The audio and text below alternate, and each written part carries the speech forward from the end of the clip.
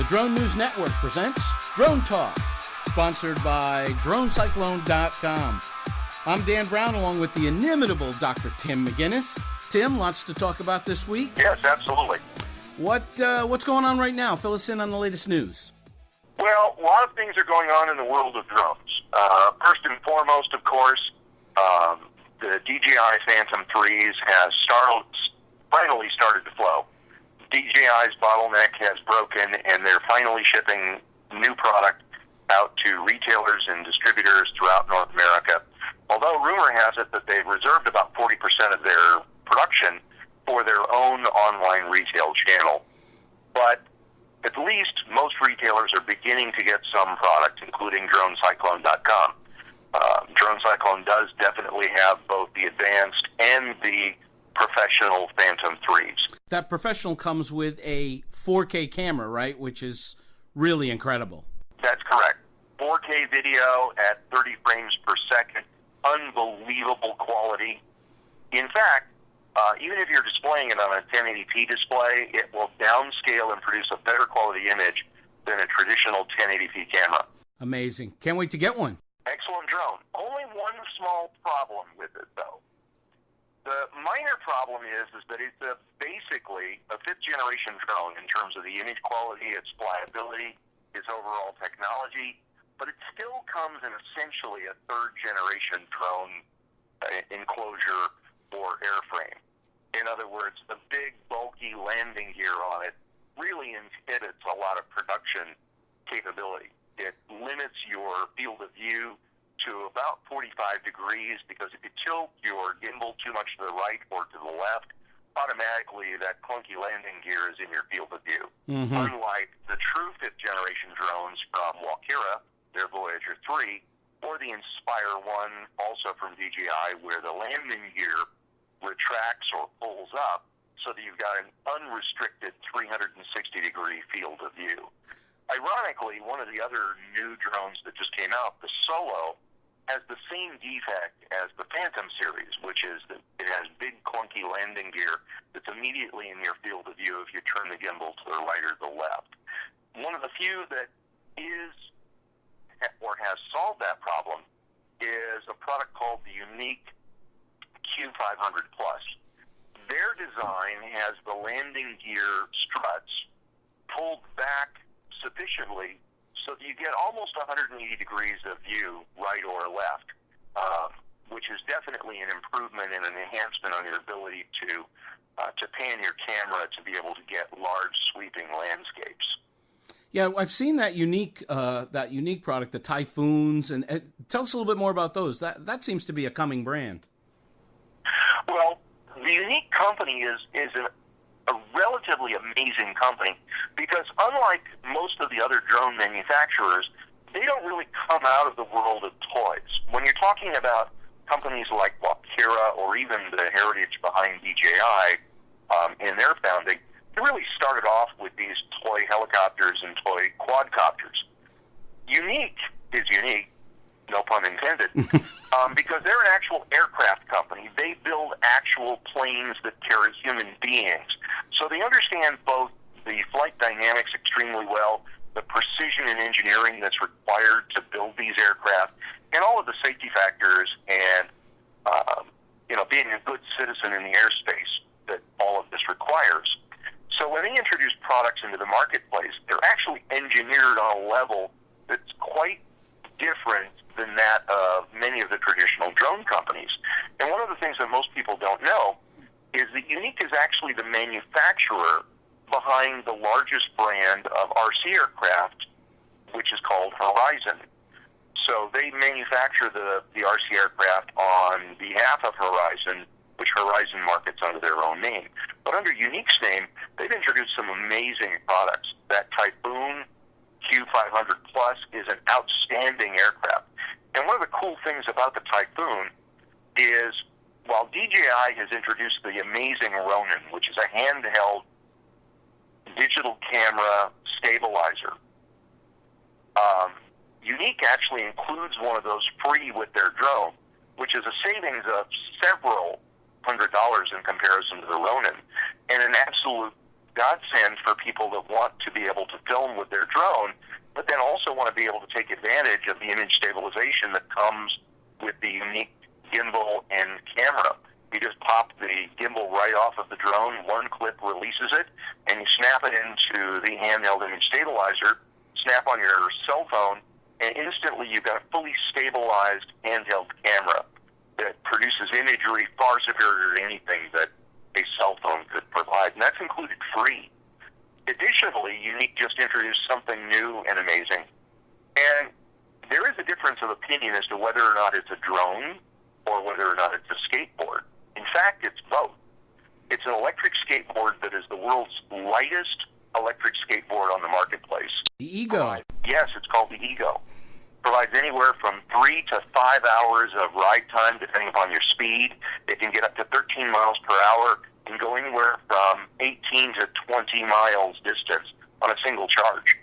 Additionally, it's kind of an interesting technology because as you brake or slow down or go backwards, it actually helps to recharge the battery to extend your travel time. Amazing. One of the coolest things about it is the remote control. Many of the electric skateboards that are on the market rely on foot movements to brake or slow down. And obviously when an incident is occurring, when you're heading towards something, panic may set in and you may forget that you have to step back to brake one of those other products. In this particular case, it's all in your hands. So you have the instant ability to control both forward movement and braking at the touch of a finger. A much, much safer and more stable approach that virtually anybody can learn how to ride within a matter of minutes. This seems to actually break through the skateboard category and maybe move into some kind of personal transport category. Yeah, absolutely. This is a product that literally anybody can ride. We've seen comments from individuals that are in their 50s and even one who's in their 60s who've never ridden a skateboard before and feel absolutely comfortable and safe riding on the Ego product. And part of that is the fact that when you step on a regular skateboard, you have effectively no rigidity, no control of it, either moving forward or backwards. So one of the greatest dangers for people is that the skateboard slides out from under them, and then, of course, they fall. But in this particular case, you have a powered device powered by the front wheels. So, in fact, it's a very stable platform that you control. You know when it's going to go forward, and you know when it's going to brake. So it is much, much easier to maintain your balance and control on the skateboard at all times. Even because of the fact that it is front-powered, powered by the front wheels, it also allows for the more radical skateboard rider to still be able to do all kinds of stunts on the rear wheels. It's a pretty amazing product, and it's half the price of its next nearest competitor at only $699. And a pretty smooth ride with those big polyurethane wheels that has big wheels? And I imagine the motor's underneath, right? Yeah, the motor is underneath the deck attached to the front truck. The wheels are relatively standard-sized skateboard wheels, but they've been specifically designed to be more shock-absorbing and to give better traction because of the motor that powers the front wheels. Amazing. Can't wait to get one. I want to see you on one, too. I don't think that's going to happen immediately. I'm more of a scooter kind of a guy. Any other drones you see coming out of the? I mean, there's just so many brands. It's the industry is really exploding. Have you seen any other brands on the horizon out there? Well, the number of new drone brands is just exploding. Here's one actually that I'm looking forward to. And I'd have to refer you over to a website called droningskies.com to see this. But some guy has invented the world's first effective hoverboard. What it actually is it's a quadcopter that you can stand on. Right now, they're trying to increase the flight time. Unfortunately, it's limited to about 900 feet presently. But it can rise you off the ground 10, 20 feet easily. Absolutely stable, using the same kind of drone stability controls that are built into some of the smaller quadcopters, capable of carrying a couple hundred pounds, world record breaker, actually a Guinness World Record breaker, and the video is over on Droning Skies right now. Interestingly enough, related to that, we've just seen a new product line from a company called X-Fold. X-Fold are very high-end, professional-level multi-copters. They come in a quad, hex, octo, and duodeci configuration. That's 4, 6, 8, and 12 rotors. And their 12-motor model, which is called the Dragon, is actually capable of lifting 200 pounds. Whoa. So I firmly imagine that there are going to be people that are going to hang a sling underneath that thing and allow themselves to sit in it as it flies them around. So I think the revolution in personal transportation is not just a fictional science fiction dream. It's becoming reality faster than we know, because there are people out there experimenting with these platforms using the capabilities and horizontal stabilization of quadcopters, as well as their ability to maintain level flight, follow flight plans, easy to control, etc., that are going to turn these into human-carrying aircraft of one nature or another. We've already seen a full-size helicopter version of this out of Germany, where it has 32 separate rotors rather than the traditional one helicopter engine. And the idea is that it's completely computer-controlled. All you basically need to be able to do to operate it is handle a joystick similar to a video game. And because of the 32 rotors, if it loses 3, 4, 5, 6 rotors, it's still flight stable. So you can continue your flight or safely land, unlike a regular helicopter where if the engine stops, it tends to fall out of the sky relatively quickly. Tim, what about, okay, I got to ask you this, burst your bubble here, but what about regulation on these things? I mean, are we going to be flying these things to the grocery store? Is Amazon going to be delivering products? What's the future of a whole bunch of these things up in the air? Well, first off, right now today, if a human if a human being sits on it or rides on it, that human being has to have a pilot's license, because that's a manned aircraft, and it has to be registered as an experimental aircraft. So many of these experiments, while they're being done, are not technically legal, but one of the reasons why most of them are not being done in the United States is because of that regulatory restriction set, that even if you're hovering 2 feet off the ground, technically, unless it's a ground effects vehicle, such as a hovercraft, it has to be registered as an aircraft. And that tends to inhibit a lot of the innovation that could potentially take place here in the United States. Although licensed pilots are not that hard to find, so it isn't that much of an inhibition. You are going to be seeing these things flying back and forth to the supermarket, although their payload capability will tend to limit how much they can actually carry. Unlike the electric skateboard, which actually you could use going to and from the supermarket, because essentially you have your hands free. So whatever you could carry in a backpack or carry in your free arm, you could potentially use that as your transport back and forth to home. We're definitely going to see drones doing deliveries. In fact, in Switzerland this summer, they determined that they can fly a drone from a distribution point to a destination 15 miles each way for a total round-trip cost of 24 cents to carry 2 kilos of cargo. Imagine what the equivalent cost would be if you had a driver in a mail truck driving that same 30-mile round trip. Obviously, the amount of time, especially in a mountainous country like Switzerland, would be exorbitant, and is exorbitant. And that's one of the reasons why they're starting to use drones to deliver the mail starting this summer.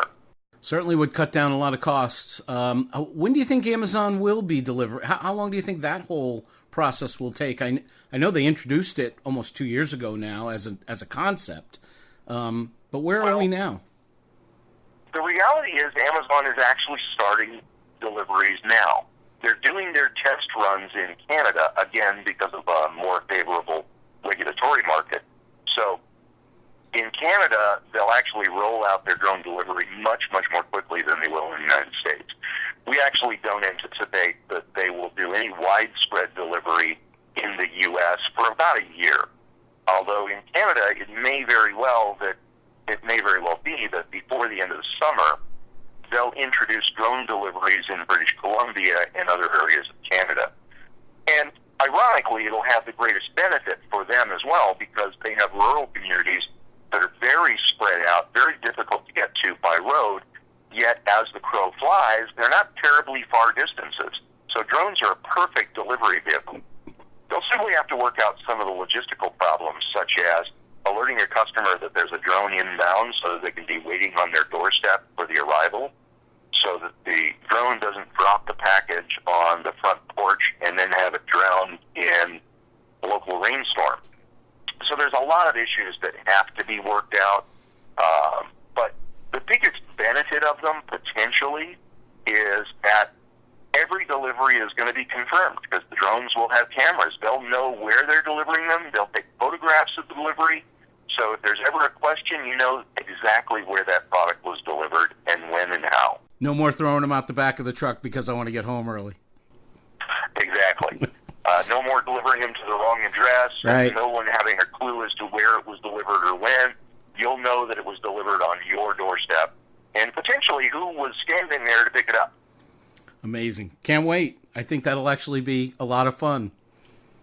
Absolutely. All right, well, let's look a little bit farther out in the future now. Maybe, okay, you said, in the next couple of years, delivery, pizzas, Amazon will probably be a reality. What about 5-10 years out in the future? What's the drone skies going to look like? Well, I think the first thing that will surprise us is that if we could zoom forward 5 years in the future, is the sky will be full of drones. We'll be seeing them. Anytime you look out a window, there'll be a drone somewhere in the sky. And we're not talking about military predator drones.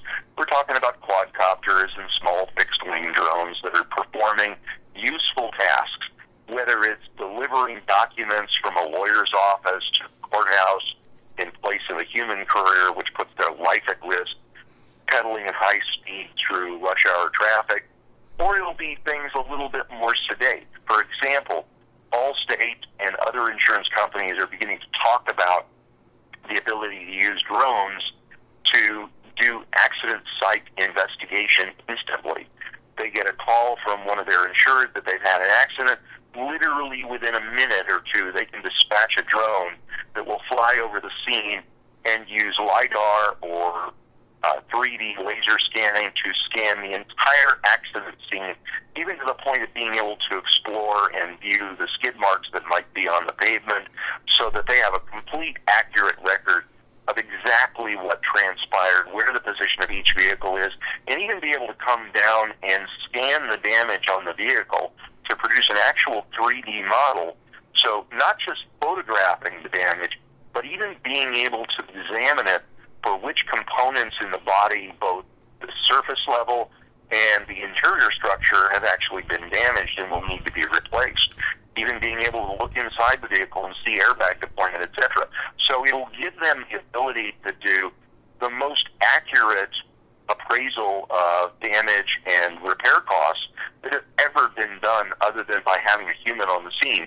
And with today's traffic, it could take hours for an adjuster to arrive on the scene to properly evaluate an accident and vehicle damage. Most of the time, they have to look at the vehicles well after the fact. Of course, with people's cell phones, we've gone light years forward in being able to collect information, but this is a game changer in terms of the quality of the information that will be collected. Additionally, one of the things that we may hate is the simple reality that law enforcement is going to rely on drones much more. One of the things that's changed this summer is that more and more police officers in metropolitan areas are having to double up in their patrols, which actually effectively reduces the number of urban patrols that can be conducted. So police departments are beginning to look at drones as a means of being able to monitor high-risk areas without the necessity of having patrol officers on scene unless there's an actual incident.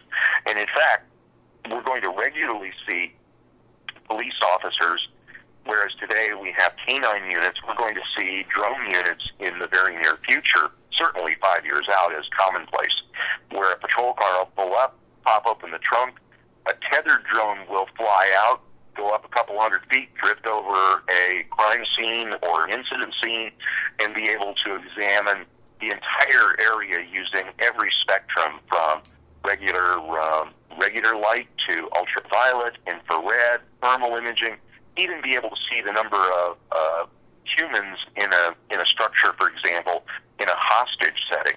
And because it's a tethered drone, it'll be feeding live video back into the patrol car and be powered by the patrol car, so it can stay up theoretically indefinitely while the entire incident is going on, streaming video out to officers on the scene with their tablets or back to the central office for permanent recording and evaluation of performance during the entire incident.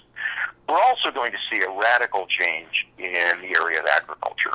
This is beginning to emerge now, but I think 5 years out, we're going to see quite a bit of deployment of agricultural drones. And they're going to come in a variety of shapes and sizes and perform a variety of particular missions. The first and foremost is the daily examination of the entire crop. So an airborne drone will go out in the morning. It'll fly the entire field, going through a grid pattern so that it can look closely at every area of the farmer's crops, using thermal imaging, using ultraviolet imaging, using regular white light imaging, so that it has the ability to see both the level of growth from one day to the next, 1 month to the next, as well as mapping areas that may be growing insufficiently, that are a little bit slower in growth than other areas, as well as individual plants that may be diseased or weakened or being predated by pests in the fields. Then they'll dispatch probably quadcopters carrying payloads, herbicide, pesticide, fertilizer that they literally can remote control spray on individual plants or individual groups of plants. So if there's a group of plants that aren't growing as well as others, you can provide them with a little extra fertilizer to augment what they're not getting out of the soil. If they see that there are pests in the field, whether they're mice or rabbits or whatever they may happen to be, there'll be drones that are able to deal with that, firing tranquilizer darts or some other means of dealing with them humanely and safely. The same goes when there's a pest infestation. In Australia, on a regular basis, they get swarms of locusts that literally destroy their crops. Yet drones, ironically, are a very effective way of dealing with that, more effectively than crop dusters actually are, because they can follow the swarm very, very closely, dealing with it effectively in a very humane and low toxicity level, which has little impact on the residents around them, whereas crop dusters tend to be the equivalent of nuking, and the pesticides then drift on the wind large distances. Drones offer the ability to perform more surgical strikes in the area of agriculture than has ever been possible before. And even ground drones would have the ability to go out in the fields and be able to take soil moisture samples, etc., and using telemetry, feed that data back to the farmers' computers so that they have the most accurate picture of exactly what's going on out there. These technologies are going to allow farmers to be able to reduce the amount of fertilizer by as much as 80%, and certainly the amount of pesticide by as much as 90%. And not only saving it from the cost point of view, but also from an ecological point of view, because all of that material tends to run off into our water sources. So today, inadvertently, we're carrying huge amounts of agrochemicals out into our rivers and our lakes and our streams and even down into the groundwater. And within a decade, most of that will be gone. This will be an amazing ecological transformation in the United States and elsewhere in the world, because it won't just be the developed countries that will do this. This will help make farming vastly more productive and more economical in the developing countries especially. You got my head spinning. And we haven't even talked about water drones or really about land drones and what they can do. Tremendous opportunities for water drones as well. And I guess we can cover that in another show, but that's the near future. That's the far future. Let's talk about the what's next. What's next this year, next year in drones? Well, some of what's next is already here, which is the advent of very application-specific drones. Right now, today, camera drones dominate. Camera drones are everywhere. The DJI Phantoms, the Inspire, the Voyagers, the Unique, etc. Camera drones are the first real consumer commercial application to catch fire in the drone world. But there are other applications that are emerging that are amazing. For example, there's a brand new sport that's emerging on the scene. And right now, it's mostly characterized by a bunch of guys getting together and just having fun. But I think within the next year, it's going to quickly convert itself into an organized sport that will be nothing short of amazing. Everybody who's seen Star Wars, the last three, who saw the pod racers, just were astounded by how cool and amazing it was, not only to watch them as a spectator, but to watch them or to potentially pilot them. Well, right now, today, and certainly over the next year, drone racing is going to become a reality. And one of the major drone manufacturers, Locator, has just introduced their first production racing drone, the Runner 250. Utterly and completely astounding. Anybody who hasn't seen these things should visit Drone Cyclone, put in the search field Runner 250, and take a look at the videos on these. They are just incredible. It is, in fact, Star Wars pod racing for the rest of us. And they're very inexpensive. Without 3D goggles, it's as little as $280, and with goggles, it's as little as $740. Also, one of the things that's coming next is a much higher degree of professional drones. We're going to see vastly more capability in the areas of mapping, using LiDAR and 3D scanning to be able to do all kinds of incredible work. For example, the world of archaeology has just begun to embrace drones as a way not only of being able to do photography of ancient cities, etc., but be able to use some of these new technologies, thermal imaging, LiDAR, etc., to be able to discover new cities that are lost in the forests or that have been buried in the deserts. In Peru, for example, they're already using drones as a way of being able to properly map the boundaries of ancient cities to avoid urban encroachment. But I think the things that are going to come next are a lot more development in fixed-wing drones that have longer flight times. Right now, we see quadcopters that are typically limited to anywhere from 15 to a half an hour. There are a few quadcopters or multi-rotors that have the ability to go out to an hour or 90 minutes, but we're going to see much, much longer flight times, particularly as Elon Musk's battery development technology begins to mature and finds its way down into the droning world. We're looking forward to a year from now having quadcopters that can stay up for a couple of hours and fixed-wing drones that literally can fly all day long at relatively economical cost in the under $10,000 price range. But also we're going to find drones that are doing a lot more applications than anyone would have imagined. For example, little tiny camera buggies. These are essentially toy drones with a small color camera embedded in them that streams to your cell phone.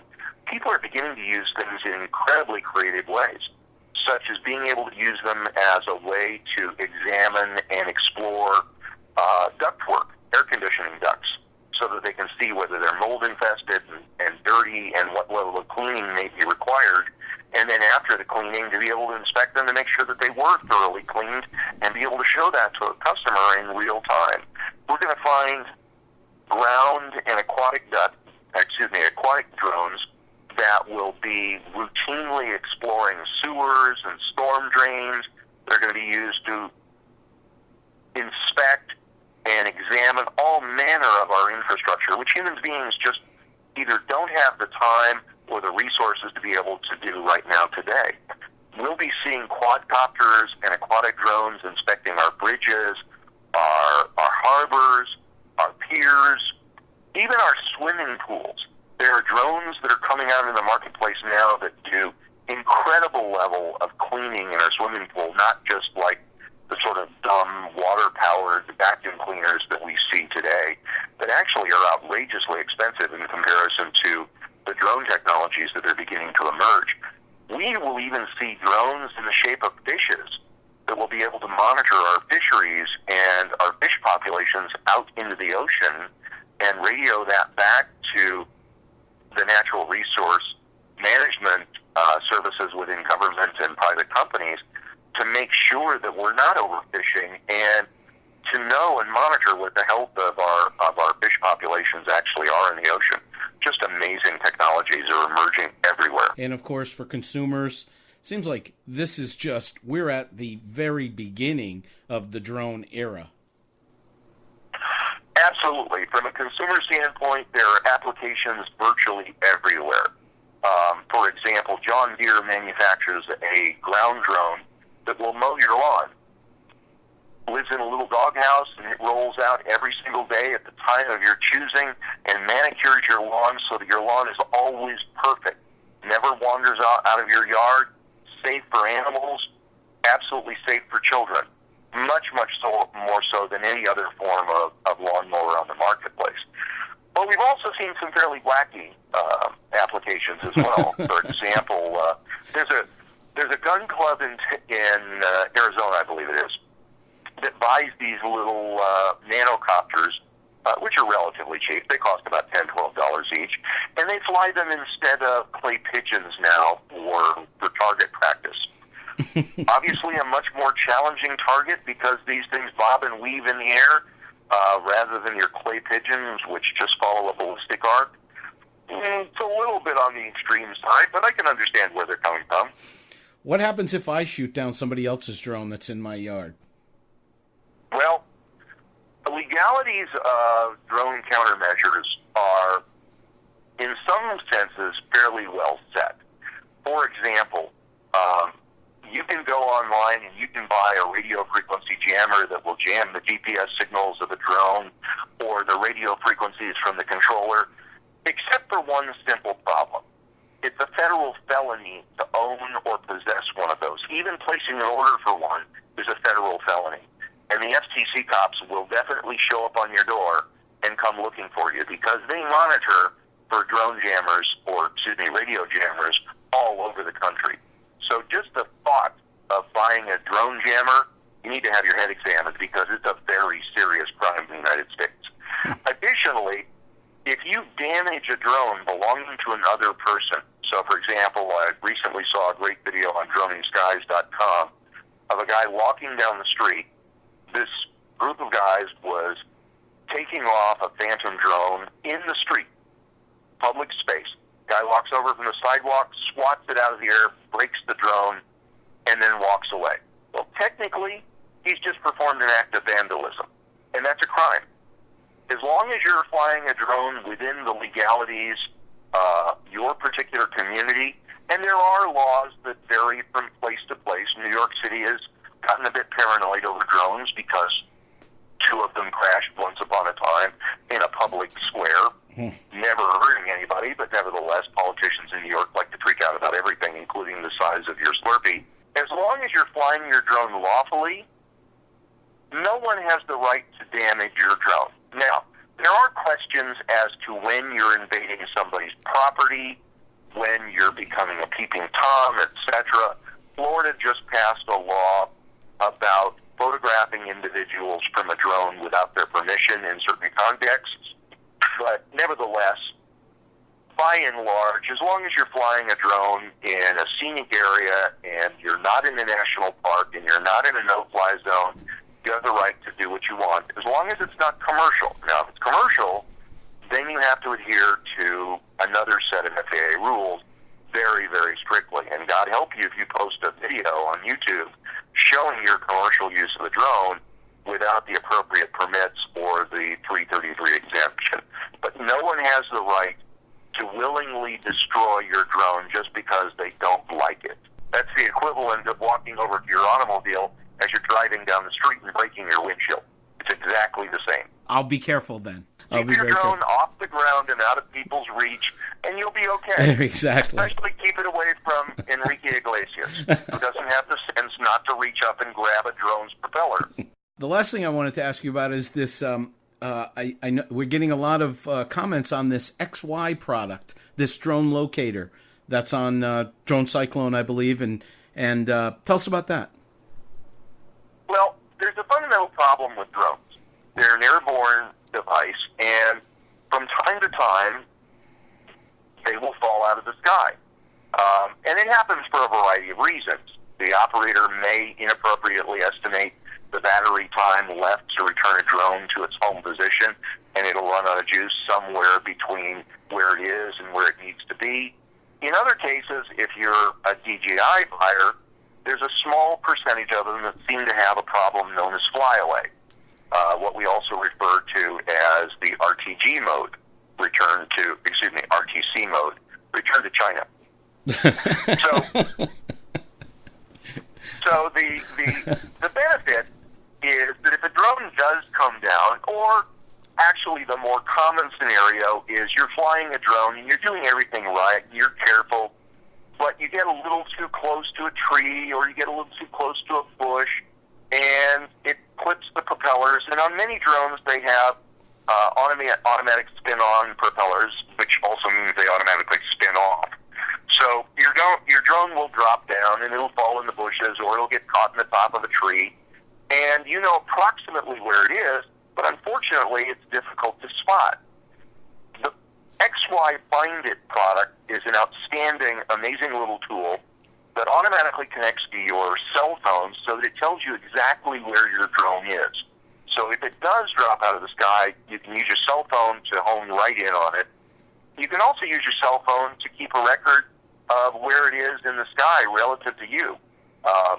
Sometimes people's visual acuity isn't great, and they have difficulty estimating how close it is to an object or a road or anything. And your cell phone using XY Find It will actually help you determine what its distance actually is. And it has the ability to locate your drone up to about 300 feet in an open area. So it's an extremely useful thing to have. And all you need to do is just attach it to the drone, turn on your cell phone, download the app, and you're good to go. Of course, if you don't want to use it on your drone, when your drone is stored away, you can drop it in your wife's purse so that you can find her in the mall as well. I don't want to find her in the mall. Well, there you go. She'll probably have one planted on you so she can find you in the mall. Yeah, that's what I'm worried about. I don't want her to hear this. The XY Find It is an essential tool. You can put it on your keys, you can put it in your wallet, you can put it in your children's backpack. So when you're waiting for them outside of school, you know exactly where they are. They're inside in the hall talking to each other, completely ignoring the fact that you're waiting outside. And I believe that's a free bonus with a lot of the Drone Cyclone drones for sale. Yes, actually, Drone Cyclone has done something very responsible by including those with every drone that they sell above $300. Good deal. At no additional cost. Good deal. Thanks for being with us, Tim. It's always exciting talking to you. And I guess we'll get together again next week and talk about this ever-changing world of drones. Excellent. Thank you for having me. All right. See you later. And thank you all for joining us. Talk to you next time.